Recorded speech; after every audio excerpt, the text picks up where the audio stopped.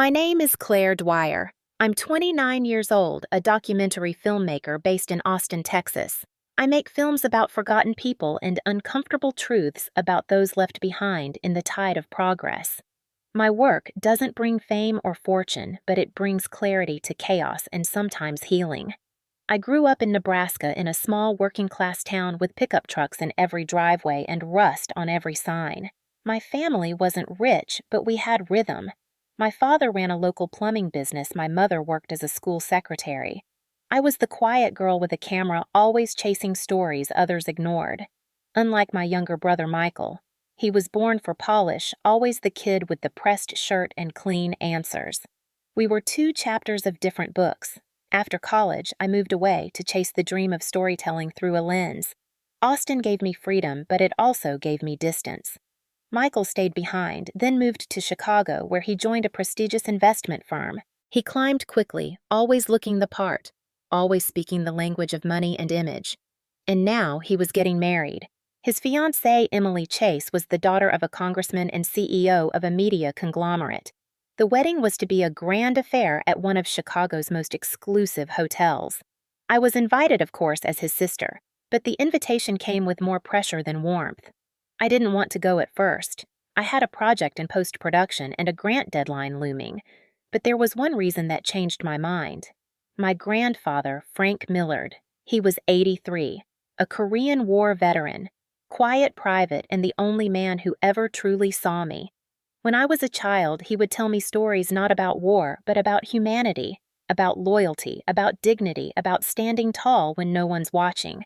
After the war, he never asked for anything. He lived alone on the edge of town in a small white house with a garden and a flag he raised every morning.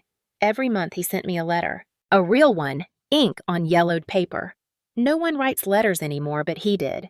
In them he wrote about tomatoes, robins nesting, or sometimes just how the morning light looked on the fence.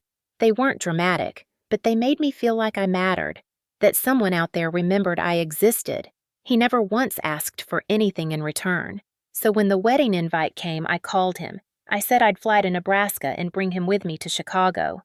There was a long pause on the line, then his voice warm and hesitant. Claire, I'm not sure I belong at a big city wedding anymore. I told him nonsense, that he was the guest of honor in my eyes, that Michael would love to see him, that it would be a gift for us all. He agreed after a pause, only saying, I suppose I could dust off my old suit. The morning I arrived in Nebraska, he stood waiting at the small local airport. He looked older than I remembered, thinner, slower, but his eyes lit up when he saw me. He wore a faded gray suit buttoned carefully. In his hand, he held his crutches. His right leg, lost decades ago, still caused him pain on rainy days. But he stood tall, always had.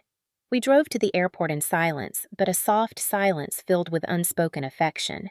Halfway through the drive, he said, You know, Claire, when Michael was 5, he used to try on my medals and call himself Sergeant Mike. I laughed. So did he. There was warmth in his voice. I wondered what had changed. The flight to Chicago was smooth. He stared out the window the entire time, watching the clouds roll past like soldiers marching.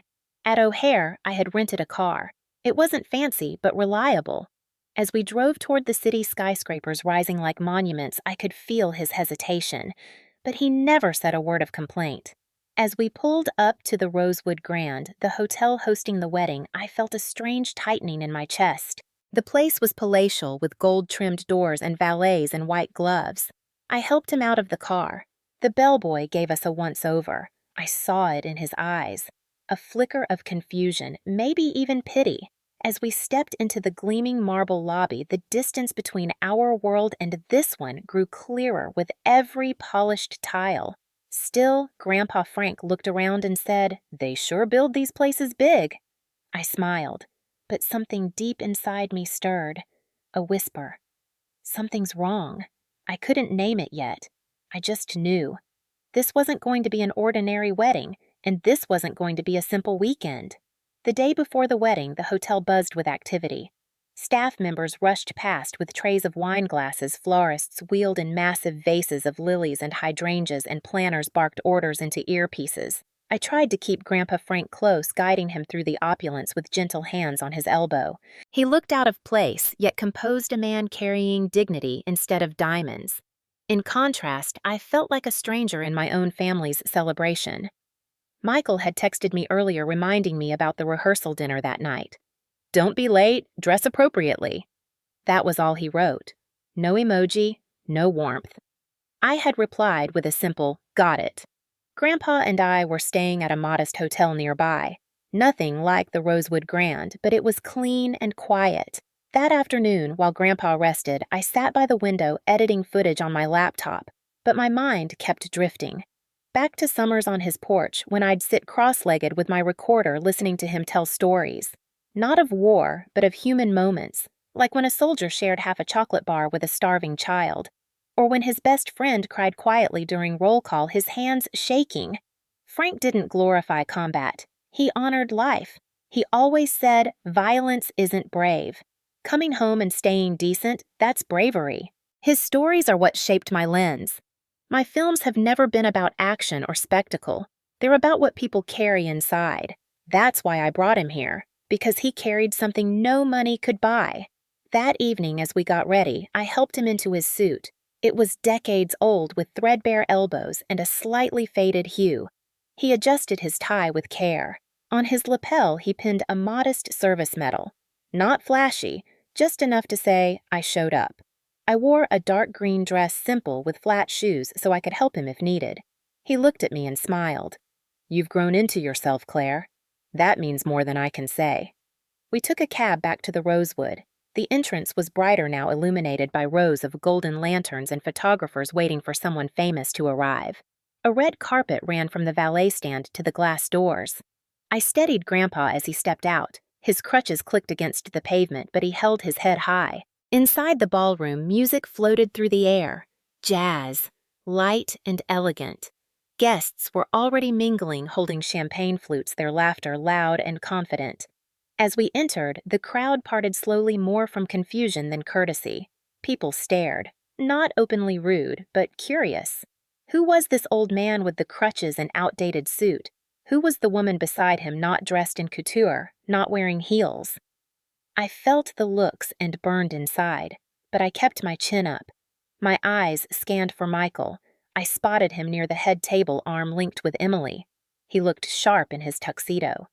She looked like she had stepped out of a fashion editorial, every hair in place, her white satin dress hugging her like a second skin. He waved us over. "Claire, you made it."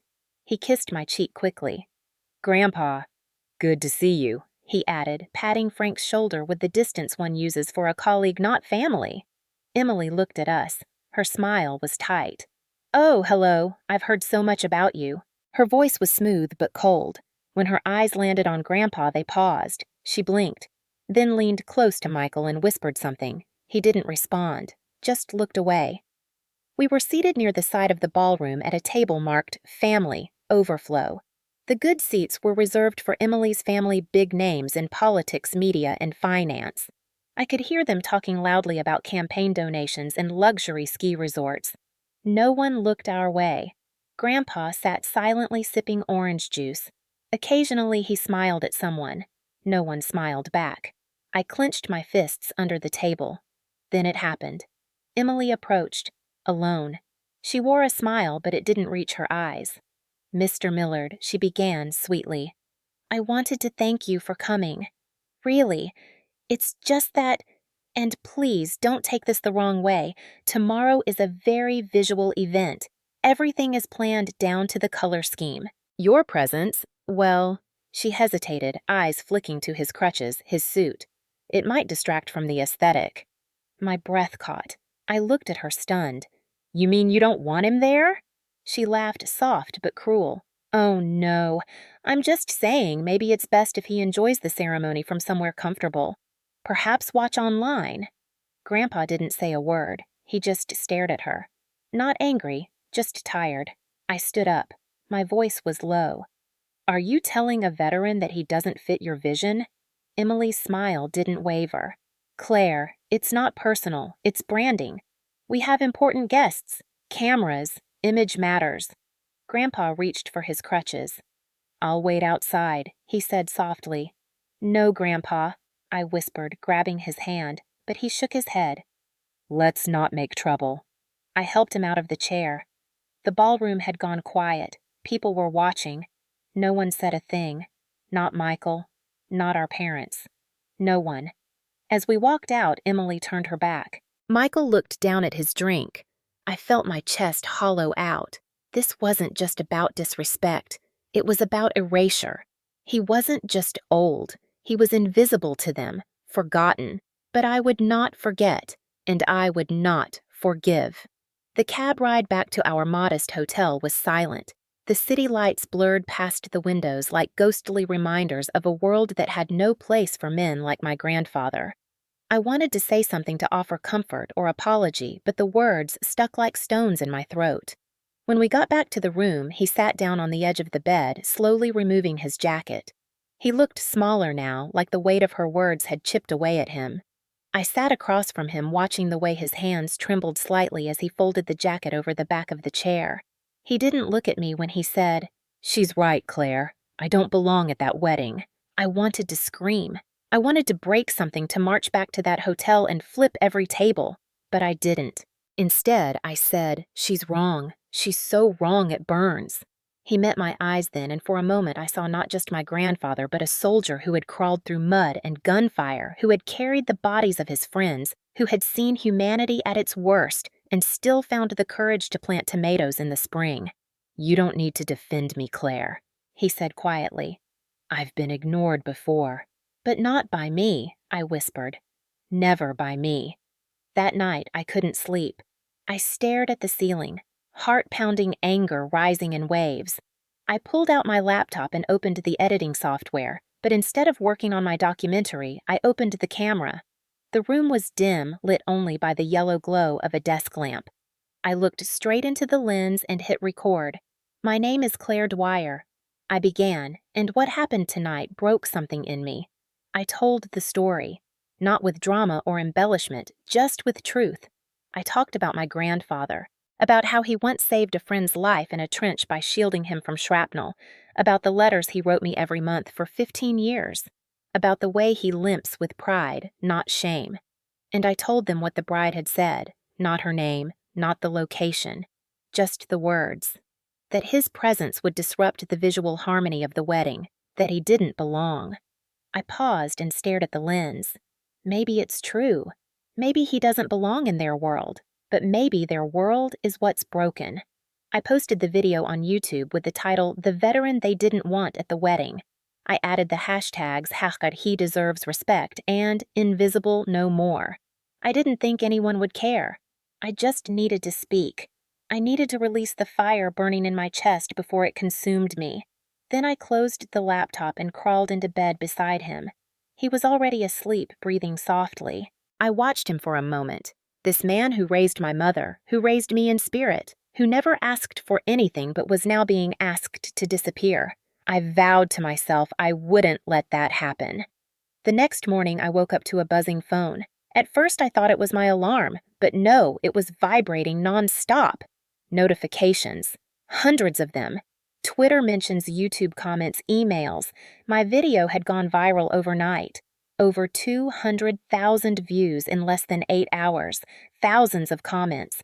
Veterans, students, granddaughters, and grandsons all writing variations of the same thing. "This man deserves better."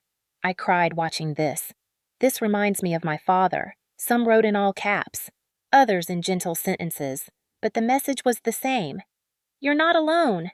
A few accounts had even tagged news outlets. The local news in Chicago picked it up. A retired Marine shared it with the caption, "This is Frank Millard. I know that man. He saved lives." "Claire Dwyer, whoever you are, thank you for speaking up." My heart raced. My hands trembled.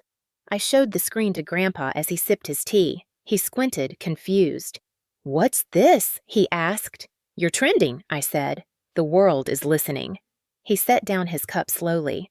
"I didn't mean for anyone to fuss," he said. "I know," I replied, "but they should have." An hour later, I received a call from someone named Frank Delaney. He was a veteran who had served with Grandpa in Korea. His voice was rough but warm. "I saw your video, Miss Dwyer." Your grandfather once dragged me 50 yards under fire when my leg was gone. I owe him my life. I haven't seen him in decades, but I never forgot his face. We're organizing something. A group of us. We're going to the Rosewood tomorrow morning. We'll be there for Frank. I didn't know what to say. I just sat there stunned. Thank you, I finally whispered. Later that afternoon, the phone kept ringing. Reporters, activists, military groups, even a middle school teacher from Indiana who wanted to show the video to her students. I tried to focus, tried to shield Grandpa from the noise. He stayed calm, watering a tiny plant he'd brought in his bag, humming softly. That evening, I tried calling Michael. He didn't answer. I texted him. Mike, I posted a video. It's going viral. It's about last night. I didn't name names. Please call me. No reply. Around 7, my mother called. Her voice was shaky. Claire, what's going on? Emily's parents are furious. There are reporters outside the hotel. Michael's beside himself. I took a breath. Did you watch the video? She paused. Yes. Then you know why I did it. She exhaled.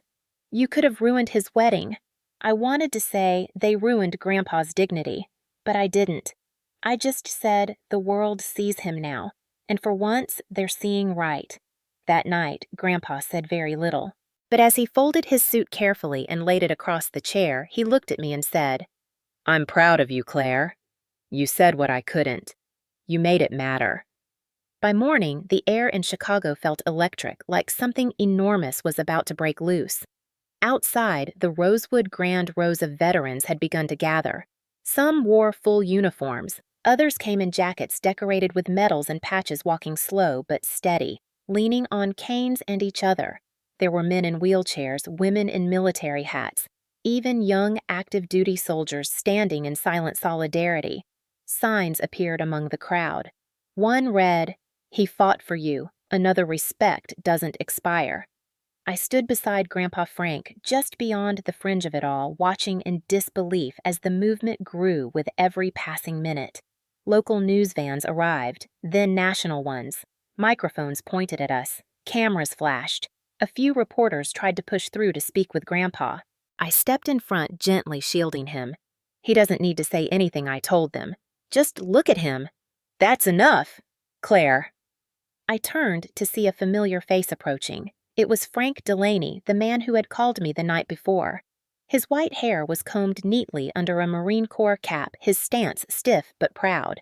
His voice cracked as he greeted Grandpa. Still standing tall, old friend. My grandfather looked at him, eyes wide. Delaney. I thought you were gone. They hugged like old trees bending toward each other in the wind. It was the first time I saw tears in Grandpa's eyes. Delaney squeezed his shoulder. Not gone, just waiting. We're here now. Inside the hotel, chaos reigned. Staff whispered behind doors. Guests peeked through velvet curtains. Emily's mother reportedly screamed at security to remove the protesters. The head planner paced the marble floor, talking frantically into a headset. But the veterans didn't move. They stood like pillars, unmoving, silent, powerful. At 11:30, I helped Grandpa into his suit again, the same faded one, unaltered. He adjusted his medal on the lapel and I straightened his tie. You ready? I asked. He nodded, eyes calm. As I opened the hotel doors for him, a hush fell over the entrance. Cameras turned. Guests stood frozen. I walked beside him step by step. The only sound was the soft click of his crutches and the snapping of camera shutters. We reached the ballroom entrance where an assistant tried to stop us. Ma'am, I need to see your... I looked him straight in the eye. Try me. He stepped aside. The room was filled with guests seated in perfect rows. At the altar stood Michael, looking pale and distant in his tuxedo. Emily stood across from him in an extravagant white gown, her bouquet trembling slightly in her hands. When we entered, all eyes turned to us. Gasps echoed through the hall. I guided Grandpa down the aisle. No one said a word. At the front, I turned and walked to the podium meant for the officiant. A man in a tux, likely a professional host, blinked in confusion. I stepped past him and took the microphone. My voice rang through the hall. My name is Claire Dwyer. I'm the sister of the groom. I won't take much time, but I need to say something before this ceremony proceeds. I gestured behind me. This man is Frank Millard. He is my grandfather. He is a veteran of the Korean War. He served with honor. He raised a family with quiet strength, and last night he was told he didn't belong here. He was told his presence would disrupt the aesthetic. I didn't look at Emily, but I felt her freeze. He was told to stay home, to disappear, because his crutches, his old suit, and his sacrifice didn't match the vision of a perfect wedding. I paused, letting the words sink in. But dignity is not outdated. Honor is not an accessory. And this man is the reason I understand courage. I won't let him be erased. Not today. Not in front of all of you. There was silence, heavy and choking. Then slowly, a few guests began to clap. First, a woman near the aisle, then a man near the back. Then it spread, a wave of applause, uneven, unsure, but growing. I turned to Grandpa. His eyes glistened. He nodded once. I stepped down, returned to his side, and held his hand. He gripped it tightly. "Thank you, Claire," he whispered. Then came a voice from the doorway. "Sorry to interrupt." We all turned. Standing there was Frank Delaney and a tall man in a dark suit, the mayor of Chicago. He stepped forward holding a small wooden box. His voice was clear. For years, a Silver Star awarded to one Frank Millard had been missing. Today we return it. In front of his family, in front of the nation. He opened the box and pinned the medal to my grandfather's chest. The room erupted. This time the applause was thunderous. No longer hesitant, I looked at Emily. Her smile was gone. Her bouquet drooped. Michael looked shaken, his eyes flicking from Grandpa to me to the mayor. Something was unraveling inside him. I could feel it. The applause continued not as polite courtesy, but as a full acknowledgement, as if everyone in the room finally saw what they had ignored. My grandfather stood still, the new medal gleaming softly against his aged suit. He didn't smile. He didn't bow. He simply nodded in quiet grace, as if accepting not just an award, but the apology the world owed him. Then Michael stepped forward, slowly, hesitantly. His steps echoed louder than they should have, as though the whole room were holding its breath. He walked toward Grandpa, stopped just short, and then did something that cracked the air like thunder. He dropped to one knee. He looked up at the man who had raised him like a second father, tears already welling in his eyes. "I'm sorry, Grandpa," he said, his voice trembling. "I stood there last night and I said nothing. I let her say those things. I didn't stop her. I didn't protect you." His shoulders shook with the force of what he could no longer suppress. "I don't deserve to be your grandson. I deserve nothing from you." Grandpa looked down at him for a long moment, then placed a hand on his shoulder. "You're still mine, Michael. But what you do next, how you stand after this, that's what matters." Michael remained on his knees. I couldn't look away. Neither could anyone else. Then, in a shrill voice that shattered the moment, Emily stormed down the aisle. Her face was red with fury. "Michael, what are you doing?" she hissed. "Get up! This is our wedding. You can't let this circus ruin everything." Michael slowly stood and faced her. For the first time since all of this began, his back straightened. His voice came out calm but icy. "Emily, I loved you. I thought we could build something real. But I won't marry someone who sees my family as disposable. I won't marry someone who doesn't understand respect." Emily's jaw dropped. "You're choosing them over me," she spat. "Over us." "I'm choosing what's right," he replied, "and what's real." She stared at him, shaking, then threw the bouquet onto the floor. "You'll regret this!" she screamed and spun around, storming out of the hall. Her heels clicked violently against the marble floor. Her mother followed in stunned silence. Murmurs spread across the room like wildfire. The guests shifted uncomfortably. Some stood.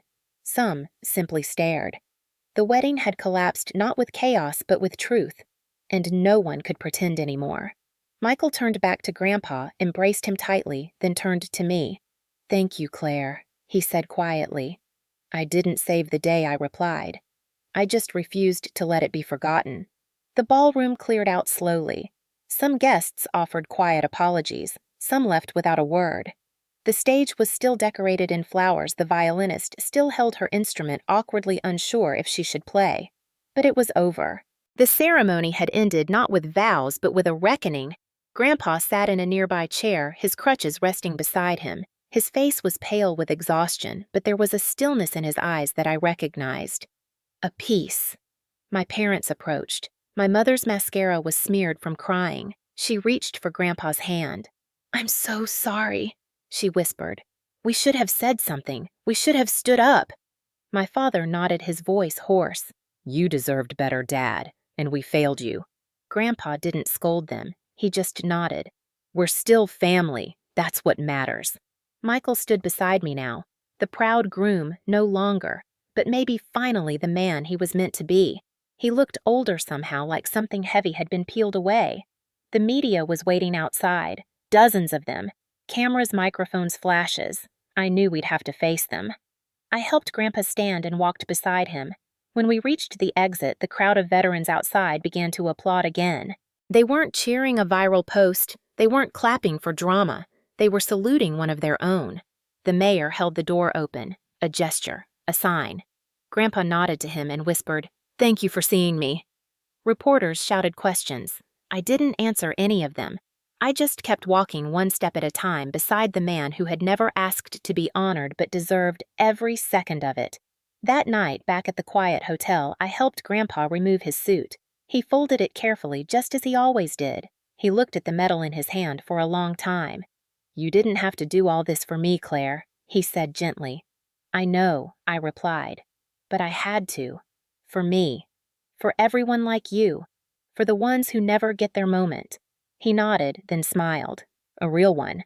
You've grown into someone this world needs." I slept better that night than I had in weeks. The city outside was still noisy, still fast, but inside that small room, everything was finally still. I didn't know what would happen next. I didn't know if the video would fade, if the world would forget. But I knew this. I had stood up. I had spoken. And for the first time in a long time, it had made a difference. In the days that followed, the story spread like fire across the country. News anchors debated it on morning talk shows. Editorials poured in from major outlets. Headlines read, "The wedding that honored a veteran by falling apart." The Rosewood Grand released a statement saying they were unaware of the incident, distancing themselves from the bride's family. Emily's father, a powerful figure in media and politics, faced harsh public backlash. His PR team scrambled to contain the damage, but it was too late. Videos from inside the wedding, clips of me speaking at the microphone of Michael, kneeling of the mayor, pinning the medal to Grandpa's chest, had gone viral. Hashtags continued to trend. Hashtag, Grandpa Frank, honor first, this is America. I was contacted by producers from national networks, all wanting interviews. I refused most. Not because I was afraid, but because I didn't want to turn what happened into entertainment. This wasn't a movie. It was real. It was pain and silence, and finally one voice rising. I did agree to one interview, a quiet conversation with a local paper. I talked about Grandpa's life, his letters, his garden, the way he brewed coffee slowly every morning. I talked about the way the world forgets men like him unless someone screams, and how I was done being silent. Grandpa became a symbol almost overnight.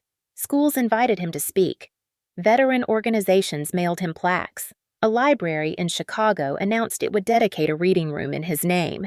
He shook his head at all of it. "They're making too much of it, Claire," he said. "I'm just a man with a crutch and some memories." But I could tell. He was moved. Deeply.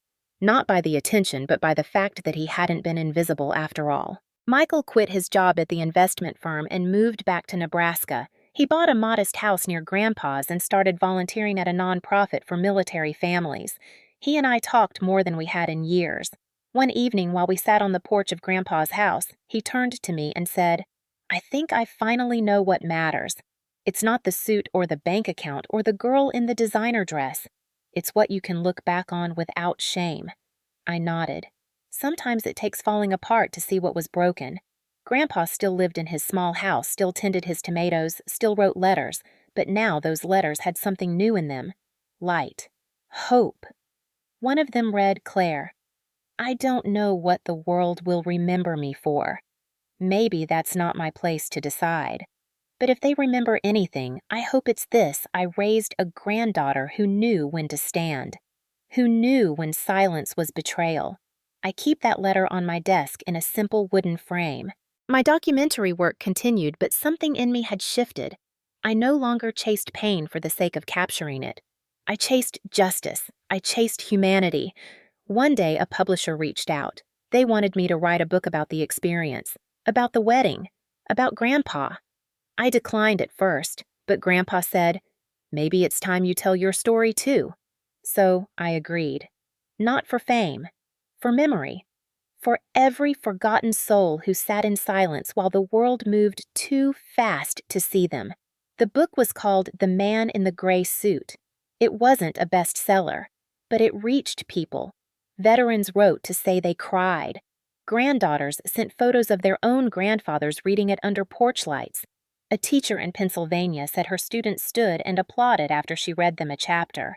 I cried that night alone in my kitchen because I realized that the story hadn't ended when the wedding fell apart. It had only just begun. I often sat with Grandpa in his garden. He'd prune tomatoes and tell me about birds nesting on the porch. The war was still a shadow behind his eyes, but it no longer defined him. He was more than what he survived. He was what he gave. And when he passed quietly in his sleep one winter night, the world mourned him. 1,000 people attended his funeral. Soldiers in uniform carried his casket. Michael read a eulogy. I didn't speak. I just played a clip from my original video, the one that started it all. At the end, I stood before the crowd and read his last letter.